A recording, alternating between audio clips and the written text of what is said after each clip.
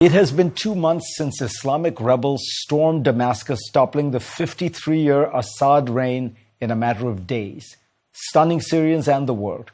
But celebrations in the street quickly turned to deep uncertainty in the direction of the country.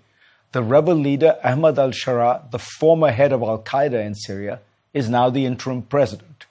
So just where is Syria headed? Joining me now is علياء Malik, a Syrian-American journalist and the author of The Home That Was Our Country, a memoir of Syria. You're just back from Syria. Tell me what your dominant impressions are. That it's a unique and monumental moment, and I say that in a value-neutral way because it's loaded both in negative ways and in positive ways. It's the end of something, which implies several dynamics and accounting that needs to happen. It's also the start of something, and it's like a twilight moment, and it was a fascinating time to be there. It was overwhelming.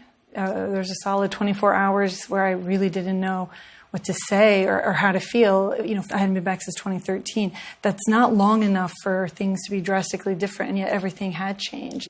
What were most people saying? Are they mostly hopeful? Are they mostly worried about the onset of another civil war? Both of those things, I think, exist at the same time. I think they're also very much in a roll-up-their-sleeves sort of mentality because they realize there's a lot to be done and that the window to work with the new government, you know, their willingness to also work with people will close at some point. I think it's clear, and everyone on the ground says, that the new rulers were not really expecting to make it all the way to Damascus. And all of a sudden they found themselves in charge of much more territory and carrying the hopes of many more people, I think, than they had previously imagined. And so there is this window in which they are talking to people. And civil society and normal Syrians are quite aware that that window will close, and they are not going to be let out of or kept out of, you know, self-determination. So are people talking about democracy and elections?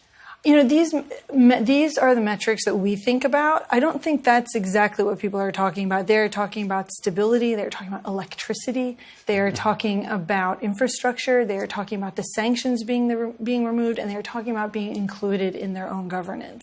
And when we talk about this new leader, the president, he's changed his name. Has he changed his ideology? First of all, explain the name change. He had a kind of nom de guerre. He had a nom de guerre. Jolani. Yeah. From the Golan Heights, which is where his family is originally from, and he's now using his real name, Ahmad al-Sharaa. And yes, there's definitely been a sartorial change.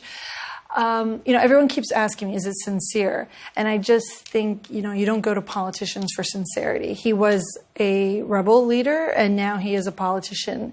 And these are often awkward transitions. We've seen, you know, movements as they try to transition to governance falter. So what gives you hope that Syria will not descend into a kind of sectarian / Islamist versus the others civil war, the way it happened in Iraq, the way it happened in Libya, the way it almost happened in Egypt, and then, you know, the army intervenes?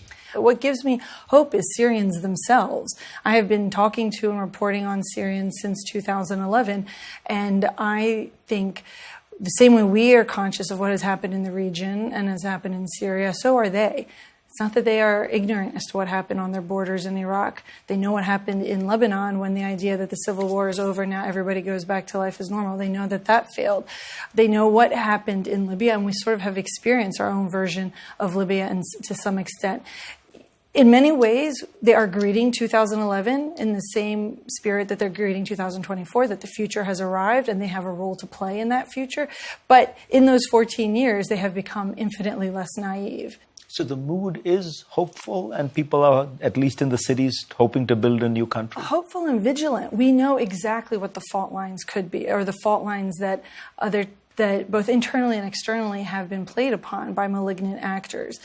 I think Syrians are tired of that. They want a state. They want to live. They want electricity. They want to harness the talents that other countries have taken advantage of when they've had Syrian populations in their midst. So would it be fair to say your advice to the West would be drop the sanctions, engage with Syria, try to make this work? And listen to Syrians. The Syrians haven't been silent in the last 14 years. Even in exile, they have, even as refugees, for example, they've held, using universal jurisdiction in European courts, they've held members of the regime and of ISIS accountable for their crimes. They've been speaking to each other. I think, a government is of course the immediate interlocutors, but the Syrian people have not been silent, and it's just really a matter of, are we willing to listen? Ahliya, pleasure to have you on. Thank you.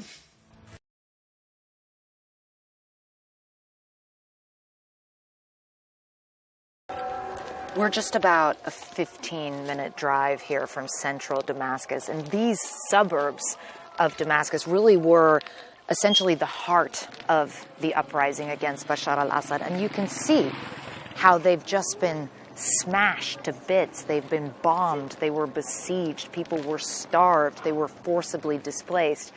And now, being here on the ground, you get a sense of the full scale of the devastation, the kind of rebuild and reconstruction that we're talking about. Estimates had been around 250 billion, which once seemed like a figure no one could get their head around. But when you're here on the ground and looking at it, it's clear that it is going to cost hundreds of billions to rebuild.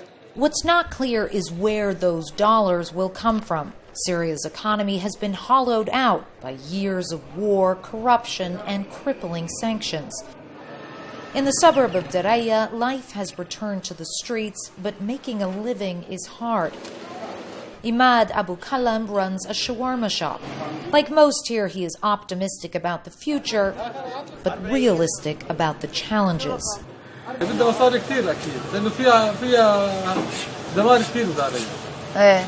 So he's saying that it's going to take a lot of money and a lot of time to start to really rebuild Daraya. Much harder to rebuild are the broken lives. Daraya is a town of widows and orphans. Schools are starting to reopen, but few are paying salaries. Okay.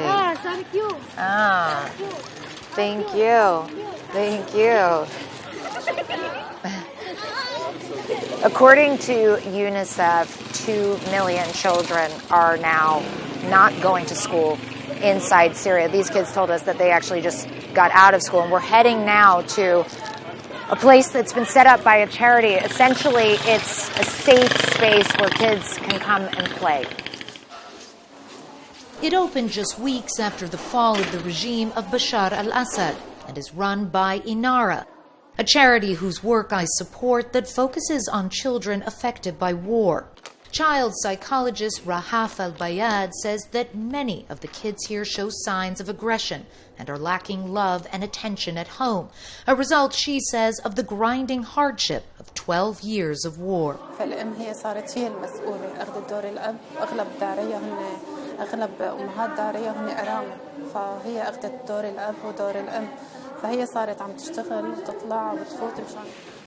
As the euphoria of liberation begins to subside, the hard work ahead is becoming clear.